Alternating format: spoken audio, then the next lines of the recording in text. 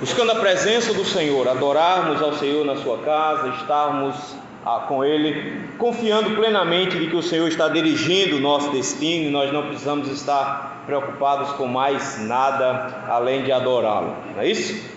Como nós fazemos todo o primeiro domingo do mês, abramos nossas Bíblias no livro dos Salmos e nós faremos a leitura nessa noite do Salmo de número 83. Nos diz assim a palavra do Senhor: Cântico Salmo de Asaf. Ó Deus, não te cales, não te emudeças, nem fique inativo, ó Deus. Os teus inimigos se alvoroçam e os que te odeiam levantam a cabeça. Tramam astutamente contra o teu povo e conspiram contra os teus protegidos. Dizem: vindes, risquemo-los de entre as nações, e não haja mais memória do nome de Israel, pois tramam concordemente e firmam aliança contra ti. As tendas de Edom e os ismaelitas, Moabes e os agarenos, Gebal, Amon, Amaleque, a Filístia com os habitantes de Tiro, também a Assíria se alia com eles e se constitui em braço forte aos filhos de Ló. Faze-lhes como fizeste a Midian, como a Sísera, como a Jabi na ribeira de Quizom, os quais pereceram em Endor, tornaram-se adubo para a terra. Sejam os seus nobres como Oreb e como Zeeb, e os seus príncipes como Zeba e como Zalmuna, que disseram: apoderemo-nos das habitações de Deus. Deus meu, faze-os como folhas impelidas por um redemoinho, como a palha ao léu do vento. Como o fogo devora um bosque e a chama abrasa os montes, assim persegue-os com a tua tempestade e amedronta-os com o teu vendaval. Enche-lhes o rosto de ignomínia, para que busquem o teu nome, Senhor. Sejam envergonhados e confundidos perpetuamente, perturbem-se e pereçam, e reconhecerão que só tu, cujo nome é Senhor, és o Altíssimo sobre toda a terra. Vamos orar? Deus santo e bendito, graças te rendemos. Tu és o Deus Altíssimo sobre toda a terra. Nós nos humilhamos na tua presença, Senhor, e reconhecemos o teu poder, a tua grandeza e majestade. Reconhecemos, meu Deus, e nos rebaixamos agora aos teus pés, desejosos de ouvir a tua orientação. Por isso, Senhor, acalma o nosso coração. Não permita, Senhor, que as preocupações lá de fora nos tirem os olhos do Senhor. Não permita que o nosso coração avexado nos tire a concentração da tua voz. Fala-nos, ó Senhor, hoje à noite. Instrui o teu povo. É no nome de Cristo que nós te rogamos. Amém. A Igreja de Cristo, meus irmãos, sempre enfrentou perseguições, sempre enfrentou lutas, desde o início. Não foi novidade nenhuma quando, logo assim que a igreja nasceu, mesmo os judeus que mataram a Cristo, perseguiram imediatamente a igreja. Após a igreja perseguida pelos judeus, o próprio Império Romano passou a perseguir a igreja. Em especial, no ano 303, período do governo do imperador Diocleciano, se reuniram ele, Maximiano, Galério e Constâncio Cloro. Se reuniram para discutir o crescimento da igreja cristã na época e a influência que ela estava tendo no meio político em especial. Diocleciano, que era o imperador na época, entendia que precisava se ser moderado e que não deveria se atacar diretamente o povo, mas Galério não. Galério queria que o povo todo fosse exterminado. Como houve um certo embate, uma dúvida, Galério propôs então que se consultasse os oráculos de Apolo. E ao consultar o oráculo de Apolo, a resposta dele foi que ele não falaria com eles enquanto os justos estivessem sobre a terra. Aquilo foi tomado como uma declaração de que, para que eles agradassem os deuses, precisavam matar os cristãos.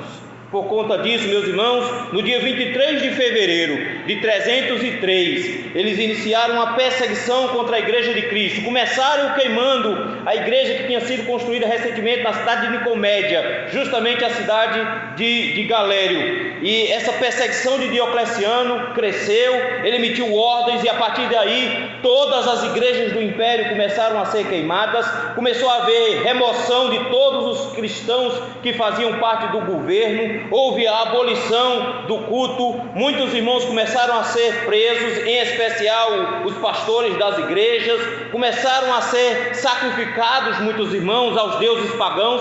Quem não se rendia ao império e aos deuses do império começaram a ser mortos, queimados, e por conta disso, meus irmãos, milhares de irmãos morreram naquela perseguição. A ideia era simples. Eles queriam erradicar, e Galério em especial, queria erradicar o cristianismo da face da terra. Sempre foi assim, nunca foi diferente não. Sempre foi assim com a igreja de Cristo. Quando a gente vê a perseguição que a igreja evangélica brasileira sofre hoje no Brasil, quando nós vemos a pressão que está sobre nós dizemos: ai, Jesus, querem nos calar, ai, Jesus, estão nos perseguindo. Queridos, isso é só o princípio das dores. As perseguições já foram muito mais severas, muito mais duras. Ser cristão era ser perseguido. O próprio Jesus nos advertiu isso. Mas a pergunta que nós fazemos é: o que é que nós devemos fazer quando uma perseguição se avizinha? O que é que nós devemos fazer quando ela bate a nossa porta? Como é que a igreja reage quando o mundo inteiro se levanta contra ela? O texto que nós acabamos de ler, meus irmãos, mostra justamente uma situação como essa. O livro dos Salmos, meus irmãos, é um livro especial. Mesmo que sejam 150 salmos, ele é dividido em 5 livros. Nós já estamos no 3º livro. O primeiro livro, que vai do Salmo de número 1 até o Salmo de número 41, são, na sua grande maioria, salmos escritos por Davi. Falam do seu reino e das lutas e batalhas travadas dentro desse seu reino. Mas o livro 2, que começou no Salmo de número 42 e vai até o Salmo de número 72, são, em muitos deles, escritos pelos filhos de Corá. Nós temos daquele livro salmos de Davi, nós temos um salmo de Salomão, mas na sua maioria salmos de Corá. O livro 3, meus irmãos, é dominado por Asaf. Já viram isso? E esse salmo em especial é o último salmo dos filhos de Asaf que nós temos agora nesse livro de número 3. Não é necessariamente escrito por Asaf, mas porque Asaf era, na verdade, um líder do louvor na época de Davi. Mas era escrito pela família dele, pelos filhos dele. E aqui, no caso, em especial, esse salmo, não só o Salmo 50, mas do 73 até o 83, todos foram escritos pela família de Asaf. Há quem diga que esse salmo aqui em especial foi escrito por alguém da família de Asaf chamado Jaziel. A grande discussão é em que momento esse salmo foi escrito. Se pensa que foi ele, porque há quem diga que o contexto aqui, em especial, foi da vitória de Josafá contra um conglomerado de nações que se juntaram contra Israel, lá em 2 Crônicas, capítulo de número 20.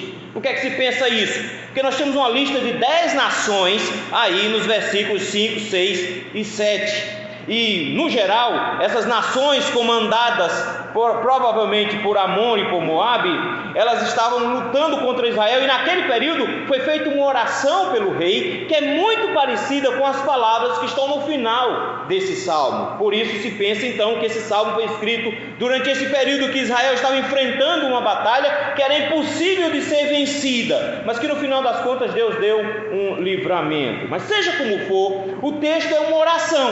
Não sei se vocês notaram isso. É uma oração onde ele vai apresentar diante de Deus as suas petições, justamente no momento em que a igreja está sendo perseguida.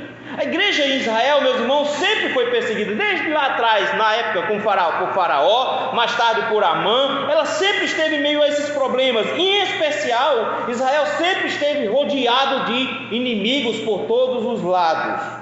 Mas aqui, queridos, em especial, o texto nos mostra como é que os crentes reagem quando a igreja está sendo perseguida. E ele reage com a única arma que a igreja tem, que é a oração.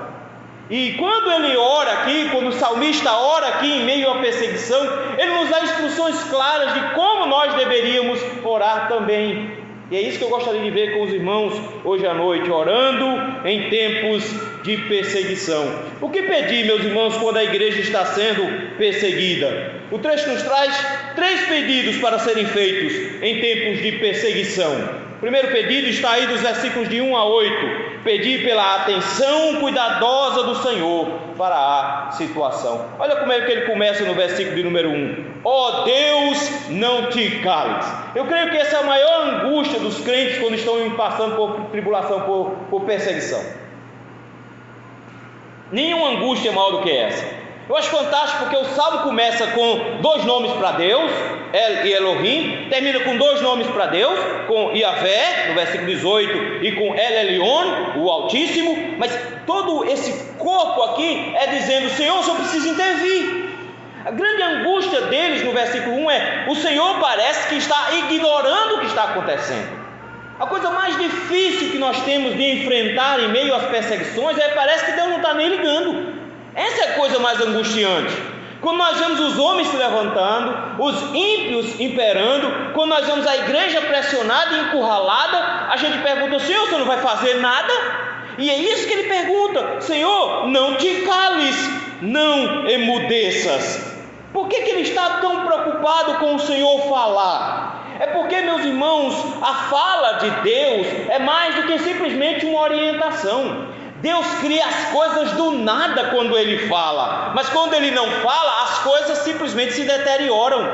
Deus criou e mantém todas as coisas pelo poder da sua palavra. É por isso que a grande preocupação do salmista aqui é: Senhor, nós estamos preocupados porque o Senhor está calado, porque o Senhor parece que não está agindo. A impressão que nós temos é que o Senhor não está tomando nenhuma atitude. Essa é a grande perturbação de Asaf aqui. Ele está angustiado e ele quer que o Senhor tome alguma providência. Versículo 1, o texto diz assim: nem fiques inativo, ó Deus. Senhor, faça alguma coisa. A pergunta que nós fazemos é: por que Deus faz isso com a gente? Porque por várias vezes, em meio a perseguições, angústias, tribulações, Deus fica calado assim, parece que Ele não está nem ligando. A gente até clama, pede, mas parece que Ele não está nem aí para a nossa situação. A gente vê o mundo piorando, se deteriorando, os ímpios reinando, e a gente clama e Ele parece que não faz nada. Na verdade, meus irmãos, o que Ele quer é que nossa atitude seja exatamente essa aqui. Nós vamos dizer para Deus, nós estamos autorizados pelo salmista a dizer para o Senhor: Senhor, não fique quieto não. Senhor, tome uma atitude em relação a isso. Ele fica quieto exatamente para que nós venhamos a clamar, para que Ele não fique quieto. Ele se aquieta justamente para que nós nos levantemos em oração. Porque se toda vez que a gente desse uma choramingada, Ele já chegasse perto da gente, igual a mãe babona para menino pequeno, aí seria muito fácil. Não, Ele espera que nós venhamos à sua presença. Mas para fazer o que na presença do Senhor? Denunciar o que está acontecendo conosco. É isso que ele faz aqui no versículo 2 em diante. Ele vai denunciar, dizer: Senhor, olha a situação, olha o que nós estamos passando. O Senhor não pode ficar quieto diante disso.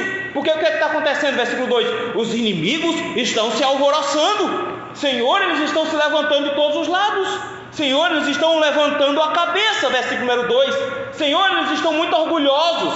Senhor, eles estão se levantando com muita altivez. Notem que os inimigos do Senhor estão erguendo a sua cabeça contra o povo de Deus. E o texto nos diz que isso aqui estava ganhando proporções muito grandes. E por causa do tamanho da proporção, o salmista se apresenta para o Senhor, dizendo: Senhor, eu quero que o Senhor veja. Olha o que eles estão fazendo, versículo de número 3: tramam astutamente contra o teu povo. Eu quero que você note 2 coisas aqui. Primeiro, contra quem eles estão irados. Segundo, contra quem eles estão lutando.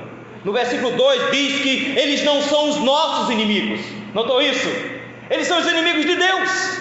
Nota que ele diz assim: eles são os teus inimigos que estão alvoroçados. Ele diz assim: são aqueles que te odeiam. Queridos, não, a luta não é contra nós. A luta não é contra você e eu. A luta é contra Deus. São inimigos do Senhor. Eles não estão preocupados com você. Eles estão preocupados em lutar contra Deus. Eles querem simplesmente que você fique quieto na sua. Porque se você ficar quieto, eles fingem que Deus não existe. Mas a grande questão aqui é que eles não são inimigos da igreja. Eles estão lutando contra a igreja porque eles não conseguem alcançar a Deus. Eles são primeiramente inimigos de Deus. Mas o problema é que nós estamos na linha de frente. Eles querem atingir a Deus, eles odeiam a Deus, eles são os inimigos de Deus, mas eles tramam contra o teu povo. Eu quero que você note aqui as palavras que ele usa. Eles tramam, eles planejam, eles fazem de um jeito que eles tentam organizar um trajeto, um projeto de destruição do povo de Deus. Não se engane, meus irmãos, não é uma turba desenfreada, não é um povo doido que está querendo enfrentar a igreja, não é um povo translocado que está enfurecido, não, é um povo frio e calculista.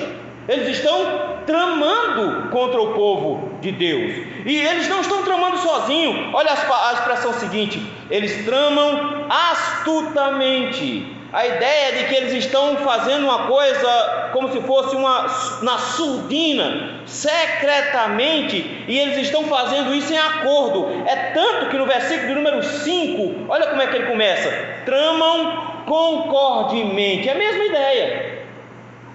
Eles estão unidos. Vejam, os inimigos de Deus são feito gato e rato, eles brigam o tempo inteiro, eles estão querendo se matar, eles estão querendo se engolir, é isso que eles querem, mas eles têm um alvo em comum, eles têm Deus como inimigo em comum.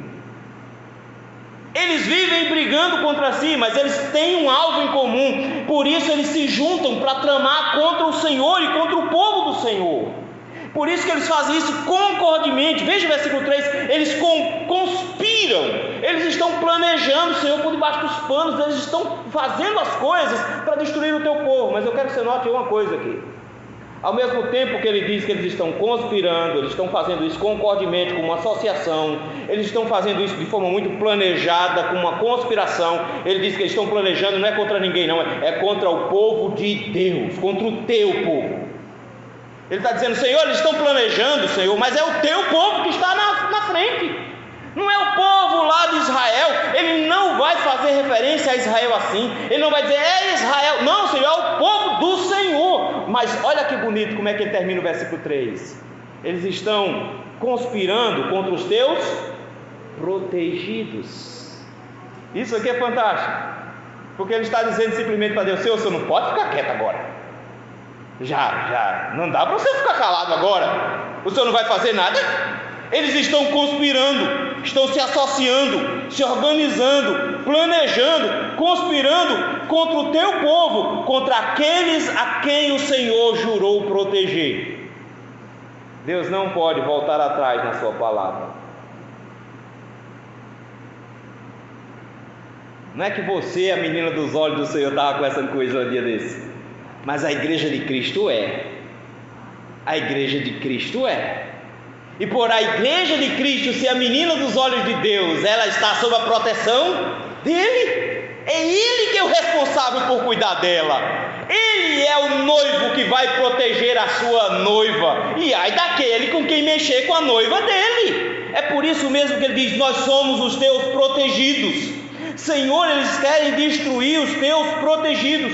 E o que eles querem fazer com a gente? Versículo 4: pastor, está muito difícil no Brasil, eles estão querendo nos calar. Você acha que eles querem nos calar?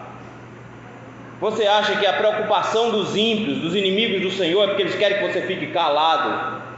Vou ter uma péssima notícia para você no versículo 4. Leia comigo aí. Dizem eles: vinde, risquemo-los de entre as... Queridos, os inimigos de Deus não querem calar os crentes. Os inimigos de Deus querem riscar os crentes da face da terra. Nós somos um retrato ruim, nós somos um espelho terrível contra eles. Eles querem pecar em paz, eles querem agir contra Deus em paz, eles querem fazer o que dá na telha, mas tem um povo chato que fica mostrando para eles que Deus deu regras. Tem um povo chato que fica dizendo para eles que eles não podem fazer. Vejam, eles não querem nos calar, eles querem nos exterminar. A gente precisa entender isso. A igreja de Cristo precisa compreender. Eles não querem que você fique quieto, eles querem que você fique morto. É por isso que ele diz: eles querem nos exterminar entre as nações. Eles querem que a nossa memória suma, que não haja mais, nem se lembrem da gente. Os inimigos do Senhor, eles odeiam a igreja de Cristo. E eles não querem fazer um acordo com você, fique na sua que eu fico na minha. Eles não querem fazer isso, porque no dia que a igreja se cala, eles terminam de matá-la.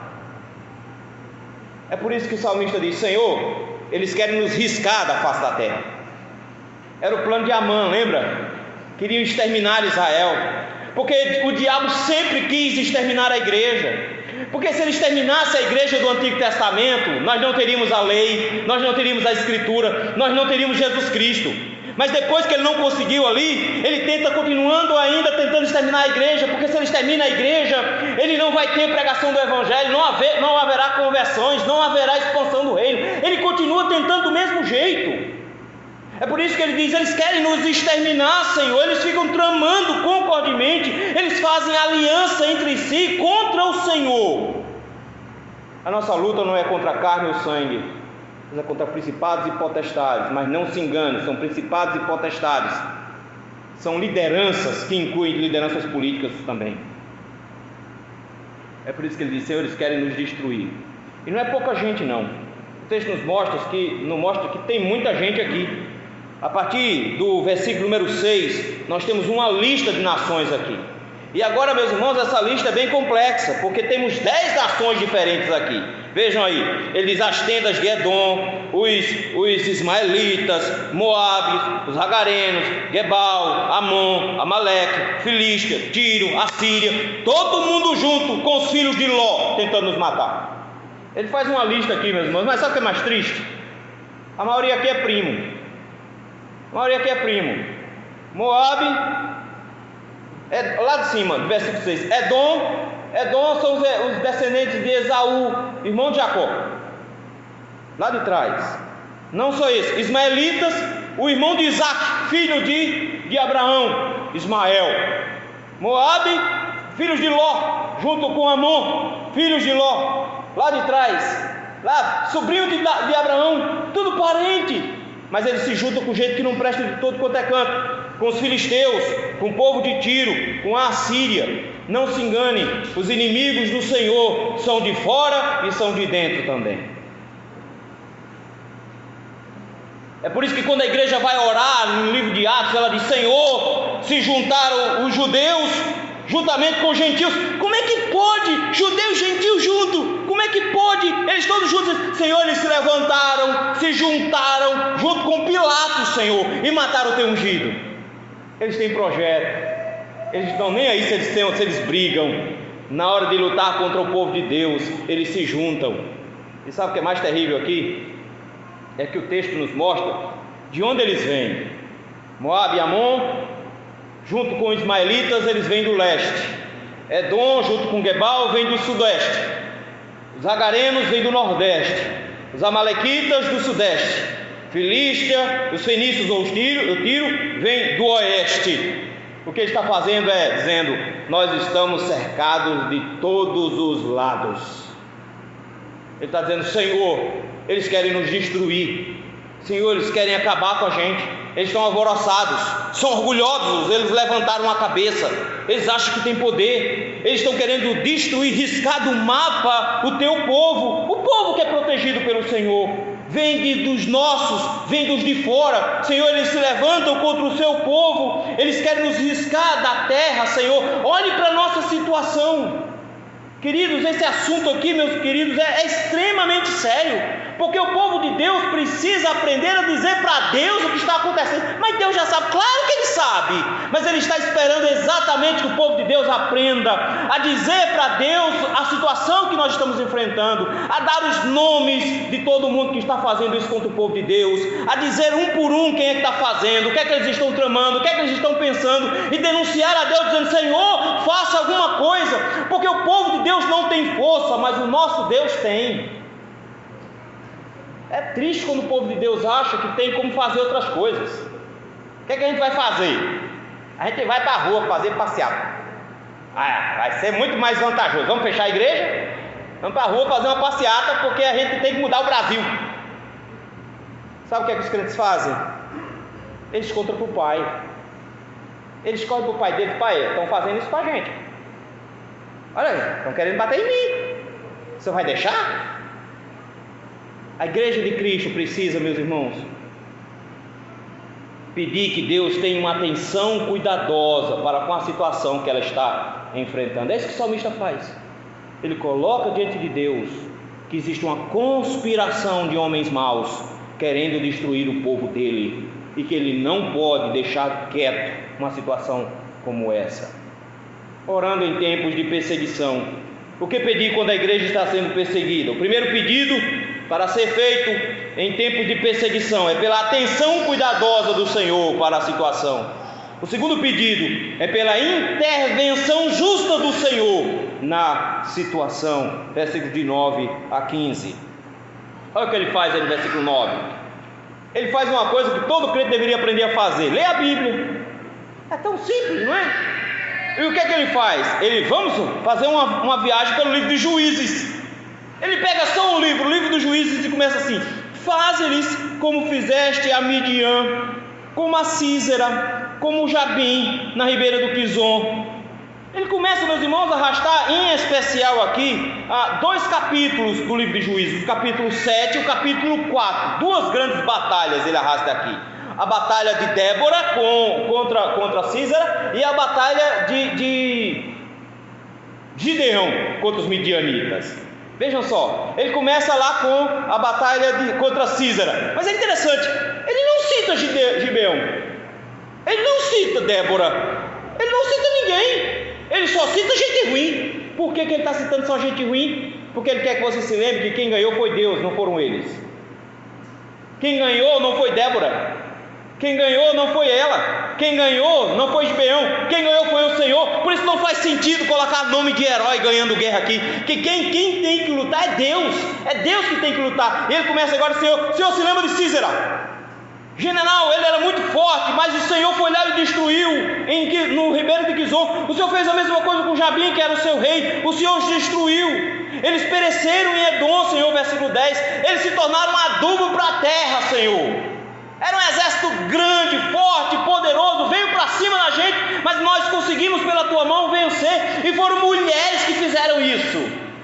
Ela espetou a estaca na cabeça do rapaz, que enfiou-se no chão, Senhor, e no final das contas o que aconteceu? Eles viraram adubo. Sabe qual é a ideia de virar adubo aqui? É que tinha tanto soldado morto pelo chão que não foi enterrado, que quando terminou, eles derreteram e a terra ficou adubada com o corpo deles. O Senhor transformou um exército inteiro em adubo. Senhor, o Senhor já fez uma coisa grande demais, o Senhor já fez uma coisa especial. Olha o versículo 11. No versículo número 11, ele arrasta o capítulo 7 de Josué, e ele faz assim: sejam os seus nobres como Oreb e Zeeb. Oreb e Zeeb eram comandantes. Ele diz: Senhor, do jeito que 2 comandantes poderosos, Oreb e Zeeb, foram derrotados, faz a mesma coisa, Senhor. E os reis dele também, os seus príncipes, Zeba e Zalmuna, que eram reis de Midian, foram igualmente derrotados. Ele diz: Senhor, eles planejavam do mesmo jeito contra o povo de Deus. Veja o versículo 12, o que é que eles queriam? Apoderemo-nos de quê? Das terras de Israel. Que nada, eles nunca lutaram contra Israel. Apoderemos da terra de Deus, das habitações de Deus. Eles sempre estiveram lutando contra Deus, sempre foi uma luta contra Deus. Ele diz: Senhor, e o Senhor entrou na batalha, e o Senhor os destruiu. O Senhor derrubou grandes comandantes, o Senhor derrubou grandes reis, o Senhor derrotou esses homens de forma humilhante. O Senhor acabou, Senhor, nós nem precisamos lutar. Teve uma guerra aqui, Senhor, que o povo foi batendo em panela e com tocha, e o Senhor fez com que eles se matassem. Senhor, o Senhor pode intervir nesse canto. Por isso, versículo 13, ele ora dizendo: Senhor, faça isso. A igreja não precisa lutar, Senhor. Nós não precisamos correr para cima.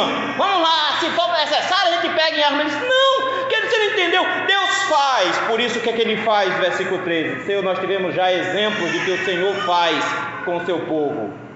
Por isso, Deus meu, faz isso com eles agora.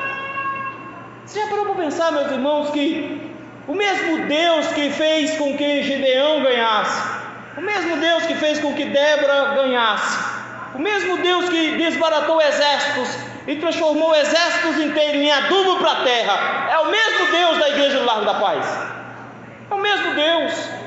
E a única coisa que nós precisamos fazer é a mesma oração que eles fizeram. E eles dizem: Deus meu, faze-os como folhas impelidas por um redemoinho.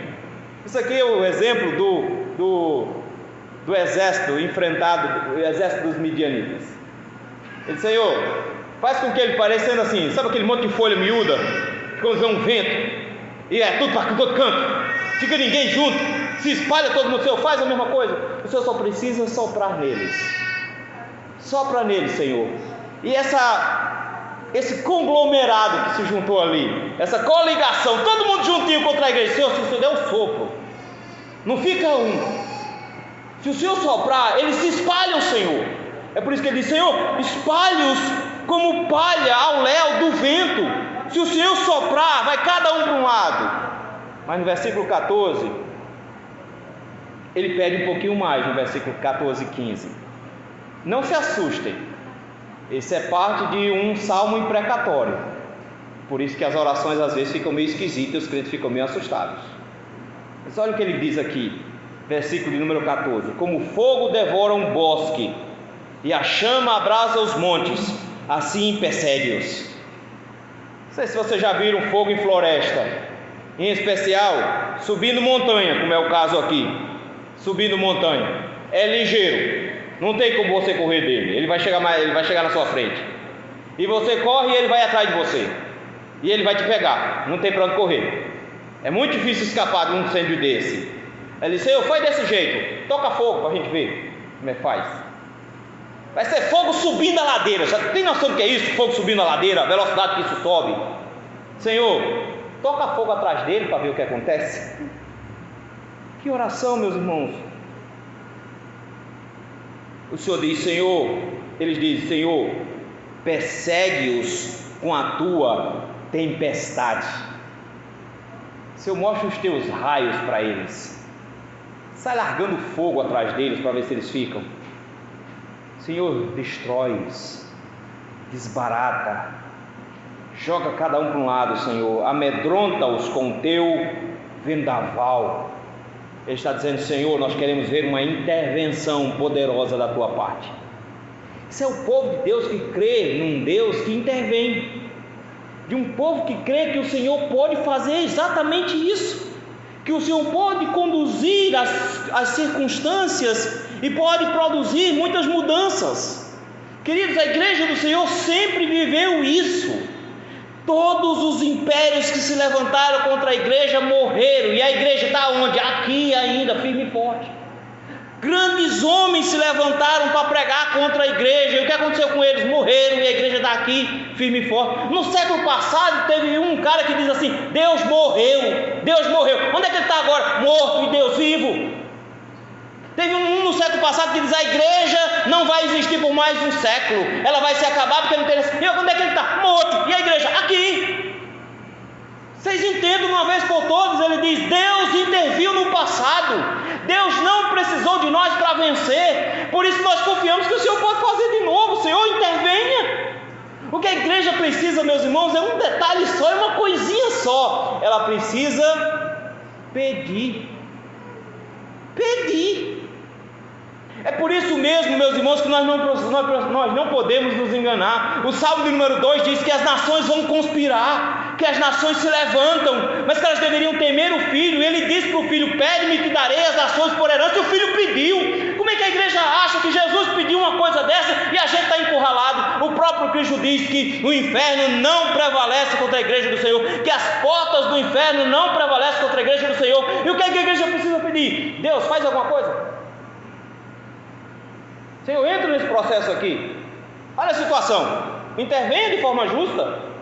Eles só estão pedindo para o Senhor fazer o que é certo. Eles não estão pedindo nem mais nem menos. Eles só estão dizendo: Senhor, o Senhor não pode ficar quieto numa situação como essa. Esses homens são os teus inimigos, esses homens se levantam contra o Senhor. O Senhor precisa tomar uma atitude. O Senhor já fez isso no passado, nós somos testemunhas disso. O Senhor pode repetir isso hoje do mesmo jeito. Por isso, Senhor, espalhe-os do jeito que o Senhor já fez no passado, espalhe-os como quem sopra folha, e, Senhor, toca fogo atrás deles até alcançá-los. Destrua-os ao Senhor, persegue-os ao Senhor, bota medo neles ao Senhor. Eles precisam ficar com medo do Senhor. Eles precisam mostrar, o Senhor precisa mostrar que o Senhor é quem está no controle. Orando em tempos de perseguição.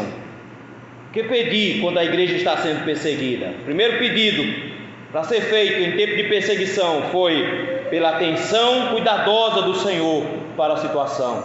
O segundo pedido, pela intervenção justa do Senhor na situação. Terceiro pedido, pela glorificação plena do Senhor em qualquer situação. Versículo número 16. Ele agora já se animou para pedir coisas grandes, ele agora quer uma coisa maior ainda. Você pensa, ele agora quer que até o cabelo da cabeça dele seja queimado. Não, ele quer mais que isso. Ele diz assim, versículo 16: enche-lhes o rosto de ignomínia. Senhor, que eles ficam tão confusos, que eles não sabem nem o que estão fazendo. Foi isso que aconteceu com o exército dos midianitas quando Gibeão enfrentou. Era só pancada, zoada, trombeta, barulho. Ficaram tão assustados, agoniados, que eles ficaram tão confusos que começaram a se matar. E é isso que ele está dizendo: Senhor, eles precisam ficar com o rosto cheio de ignomínia, eles precisam ficar confusos. Senhor, o Senhor precisa dar uma sacudida tão grande nesse pessoal, nos teus inimigos. O Senhor precisa dar uma sacudida tão grande neles, que eles não sabem nem para onde vai. É do tipo: Senhor, coloca eles como faz com um gato dentro de um saco, roda e abre, para ver o que acontece. Faz isso, Senhor, dá uma rodada neles aí, gira eles e veja se eles conseguem acertar com o caminho de casa. Porque ele quer que o Senhor envergonhe publicamente esses homens. Eles são inimigos perigosos. Eles não são inimigos pequenos, não. Eles são inimigos que querem exterminar da face da terra o povo de Deus. E por que ele quer que eles fiquem envergonhados? O Senhor quer que o salmista quer que eles sejam envergonhados. Olha o versículo 16: para quê? Busquem o teu nome. Ele está dizendo: Senhor, encurrale-os de um jeito que eles sejam vencidos por ti. E quando eles foram vencidos por ti, conquistados por ti, o Senhor possa transformá-los em seus servos. Ele está orando pela conversão dos inimigos. A melhor coisa que pode acontecer com os inimigos da igreja foi o que aconteceu com Paulo, que tinha um documento na mão dando direito a perseguir a igreja, indo em direção a Damasco com o coração cheio de ódio, para colocar o povo de Deus nas prisões e quem sabe até matar. Era isso que ele queria. Ele já tinha participado da morte de um diácono lá em Jerusalém. Era isso que ele queria. Mas Deus fez uma coisa fantástica. Deus derrubou, não foi do cavalo, porque o texto não explica cavalo, mas derrubou Paulo no meio do caminho. E nessa queda Paulo mudou. Nessa queda tudo se transformou. E quando ele manda o servo do Senhor encontrar com Paulo e dizer: eu quero mostrar para Paulo que é sofrer por amor ao Evangelho. Paulo agora não é mais um perseguidor. Paulo agora é um dos perseguidos. Ele agora é da igreja. Ele faz parte do povo de Deus. Deus nos transformou de inimigos em seus filhos. Qual é a oração do salmista? Senhor, deixa eles tão desbaratados, tão tontos, tão envergonhados, tão confusos, que a única saída que eles tenham é se render ao Senhor. Ele está dizendo: Senhor, eles precisam ser transformados de inimigos em teus filhos. Eles precisam buscar o teu nome. E todo aquele que invocar o nome do Senhor será salvo. É por isso que ele não está dizendo: Senhor, tenha pena deles, os bichinhos, eles estão tudo confusos, eles não sabem nada. Não, Senhor, dá uma surra neles, e grande. Senhor, bata tanto neles como feito com malavéia para tirar mofo, Senhor. Dá uma lapada tão grande que eles ficam assim meio tontos e se rendam. Diga assim: eu não aguento não, eu me rendo. Pronto, Senhor, vai ser uma bênção. Vai ser uma bênção. Quando todo mundo que apanhar se render ao Senhor, vai ser uma bênção. Eles precisam reconhecer. Por isso, versículo 17: sejam envergonhados, olha os verbos: vergonhados, confundidos perpetuamente, perturbem-se e pereçam. Ele está dizendo: eles precisam reconhecer o poder do Senhor, ou rendendo-se ao Senhor em humilhação e conversão, ou rendendo-se ao Senhor em destruição final. O Senhor deverá ser glorificado sobre os inimigos do teu povo, e Ele será. E Ele será. Porque, meus irmãos, Cristo há de voltar. E a igreja, porque ele morreu, ele tem cuidado dela. Foi isso que ele disse para Paulo: Saulo, Saulo, por que me persegues? Porque ele não estava perseguindo um povo, ele estava perseguindo o próprio Cristo. Nós, como igreja do Senhor, somos a menina dos olhos de Jesus. Jesus, meus irmãos, é perseguido quando nós somos perseguidos. E quando ele toma as nossas dores, ele derruba os seus inimigos. Mas o mesmo Jesus que é glorificado na conversão, na queda e na conversão de Saulo, é o mesmo Jesus que será glorificado quando colocar todos os seus inimigos debaixo dos seus pés. Porque quando ele voltar, todo olho verá, toda língua confessará, todo joelho vai se dobrar, toda língua vai confessar que ele é Senhor, que é ele que manda. Todos verão. Então ele será glorificado de todas as maneiras, ou pela conversão ou pela destruição. Por isso que ele diz: Senhor, faz isso, envergonha-os de um jeito que eles se rendam a ti. Mas se eles não quiserem se render a ti, Senhor, que eles sejam envergonhados, confundidos, perturbados e pereçam. Porque o Senhor tem que dar um fim neles também. Por isso que o Salmo 2 diz: beijai o filho, para que ele não se irrite. Rendam-se a ele, porque ele regerá o mundo com vara de ferro. Olha só que coisa bonita o versículo 18: e quando o Senhor os derrubar, e quando o Senhor tirar a arrogância do coração deles, reconhecerão que só tu. Eles serão obrigados a reconhecer. E ele aqui está como que citando Isaías 37, na mesma oração que Josafá fez: e reconhecerão que só tu, cujo nome é Senhor. E agora veja que só, sempre foi o nome de Deus lá em cima, era Deus lá em cima, que era o Deus das nações. Agora no versículo 18 é o Deus de Israel, o Deus da igreja, o Deus com quem nós temos relacionamento, o Deus da aliança. Eles reconhecerão que o Deus da aliança é o El Elyon, é o Deus Todo-Poderoso, o Altíssimo, é o grandioso sobre toda a terra, é o Deus que é imenso, o Deus que revelou-se a Abraão. É esse termo que ele usou para Abraão, o Altíssimo. O povo de Deus, meus irmãos, ora para que o Senhor seja glorificado no final pela perseguição. Ele ora dizendo: nós precisamos que o Senhor intervenha, nós precisamos que o Senhor tome conta dessa situação e glorifique o teu nome pela conversão de uns e pela destruição de outros. Nós vemos perseguição se avizinhando pela frente. Isso não é de agora. Ela pode, e a história da igreja já mostrou isso, ela pode se agravar ou ela pode ser amenizada. Mas a igreja tem as instruções de como orar aqui. E a primeira lição que o texto nos mostrou é que nós precisamos aprender a pedir a Deus, aliás, a demonstrar a Deus e declarar de forma muito clara qual é a nossa situação. Porque se, meus irmãos, a igreja do Senhor não aprender a orar, se a igreja do Senhor continuar reclamando em Facebook, reclamando em Twitter, se nós continuarmos a dizer: que o mundo está ruim, está muito ruim, a igreja está perseguida, eles querem nos calar. Não, queridos, eles não querem nos calar, eles querem nos matar, é diferente. Eles querem nos destruir porque eles odeiam a Cristo e eles veem Cristo em nós. Eles querem nos calar no sentido que eles querem nos colocar debaixo do chão. Nós só ficamos calados quando a gente fica debaixo do chão, a gente é meio teimoso. Então eles querem destruir a igreja de Cristo, eles querem acabar com a igreja de Cristo. E nesse sentido ele diz: nós precisamos aprender a dizer a Deus: Senhor, faz alguma coisa. Nós precisamos orar, queridos. Nós precisamos dizer a Deus: Senhor, olha a nossa situação. Senhor, tem cuidado de nós. Preste atenção de forma cuidadosa na maneira que nós estamos vivendo. Senhor, olha para o nosso congresso. Olha o que eles estão fazendo. Senhor, não estão perseguindo a igreja. Senhor, olha para os nossos vereadores como é que estão fazendo. Olha para o nosso governador. Olha para o nosso prefeito. Senhor, olha para o STF. Olha para o juiz que é que eles estão votando. Senhor, olha o que eles estão fazendo. Eles estão querendo nos pressionar. Diga quem são. Diga para Deus. O Senhor está esperando isso da igreja. Vou denunciar no Facebook, vou fazer um textão. Faz um textão para Deus.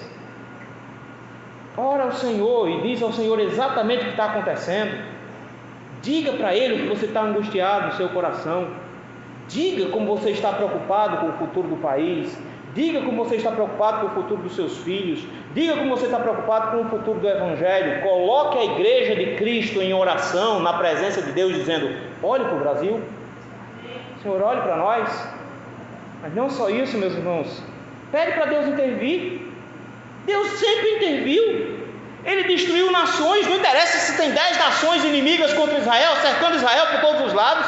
Não interessa. Deus já destruiu de forma muito simples. Deus não precisa de tanta força assim. O Senhor pode intervir. O Senhor é aquele que põe rei e tira rei. Imagina ministro do STF. Se o Senhor consegue colocar um Nabucodonosor para comer capim por alguns meses, o que é que o Senhor pode fazer com aquele careca? Por que a gente fica perreado assim? O Senhor pode fazer, meus irmãos, coisas muito maiores do que a gente pode pensar. Nós só precisamos pedir. Dizer: Senhor, olha aqui, Senhor, faz alguma coisa. O Senhor já fez no passado. O Senhor já destronou reis poderosos. O Senhor já colocou impérios no chão. Senhor, o que é o nosso país? Esse monte de fichinha que está aí, Senhor. O Senhor pode derrubar tudinho de uma tacada só. O Senhor faz isso. A igreja do Senhor precisa confiar num Deus que intervém, num Deus que resolve nas coisas da história com muita facilidade, que Ele às vezes deixa a coisa ficar ruim, mas quando Ele quer resolver, Ele resolve do dia para a noite. Ele não precisa de nada mais. Ele não precisa de ninguém eleito para fazer isso. Ele faz isso sozinho. Ele não precisa de ajuda de presidente, de senador, de deputado. Ele não precisa de ninguém para fazer isso. Ele só precisa de uma igreja que diga: Senhor, faça alguma coisa, porque os teus protegidos estão encurralados, porque as meninas dos teus olhos estão sendo afetadas. O teu povo precisa da sua proteção agora. Mas quando orar, ore pela glorificação do Senhor. Não ore para escapar, não. Quando a igreja de Cristo estava perseguida, eles oraram dizendo: Senhor, enquanto o Senhor vai fazendo o seu trabalho, nos dá força para evangelizar, porque nós queremos que o seu nome seja glorificado. Então, meu irmão, enquanto você ora para que Deus intervenha e barre o mal, ore para que essas pessoas que fazem o mal sejam convertidas ao Senhor. Você de verde e amarelo, já orou pela conversão de Lula? Eu já sonhei evangelizando Dilma, mas não tive oportunidade. Rapaz, estava tão bom evangelismo com ela, mas ela era dura demais no sonho.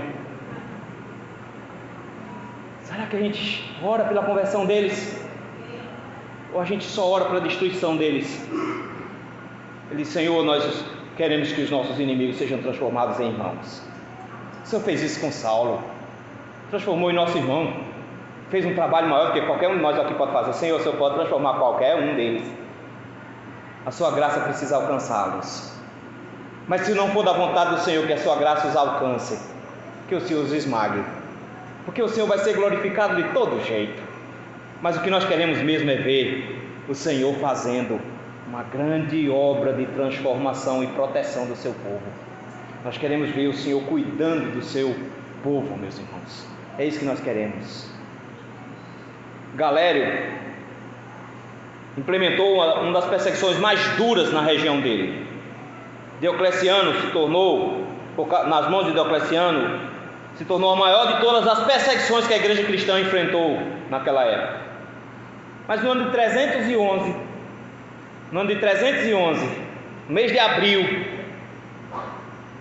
Galério chegou a uma conclusão que eles não esperavam, porque em 303 ele começou a perseguição. Em 311 ele chegou à seguinte conclusão: não dá para vencer os cristãos. Criou então junto o Edito de Tolerância de Galério, Edito de Tolerância de Licomédia. A resposta dele: fez isso junto com Constantino, com Licínio e ele. Encerrava-se naquele dia, em abril de 311, a perseguição contra a igreja de Cristo.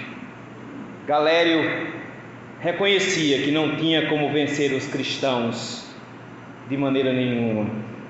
Contam-nos os historiadores que naquele mesmo ano Galério ficou doente, mortalmente doente, após tentar destruir a igreja e não conseguir.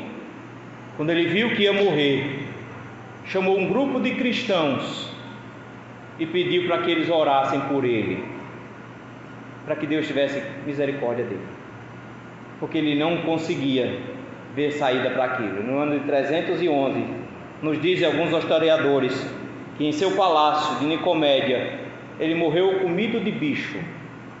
Não sabemos se ele se converteu, mas ele foi obrigado a reconhecer que o Deus dos cristãos venceu o Deus de Roma, todos os deuses de Roma, todos os deuses gregos.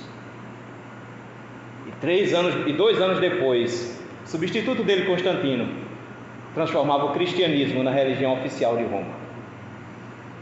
Deus não precisa dos nossos braços, Ele só espera a nossa oração.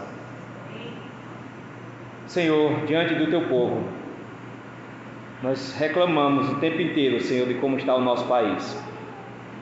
Nesse momento nós queremos parar de reclamar, Senhor, e queremos dizer exatamente para o Senhor o que nós estamos pensando. Nossa liberdade está sendo tolhida, a injustiça está imperando, a imoralidade cresceu, nossos governos são corruptos, o sistema, Senhor, é quase invencível. Difícil, Senhor. Os homens se levantam contra o Teu povo, Senhor. Eles querem destruir o pensamento do Teu povo, a forma como nós vivemos.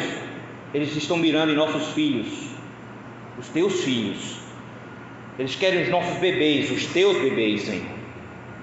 Por isso, meu Deus, intervém no nosso país. Nós cremos que o Senhor pode fazer isso. Transforma, Senhor, a partir da liderança, converte-os, faz-os temer o Senhor. Traz, Senhor, uma onda de conversões no nosso país.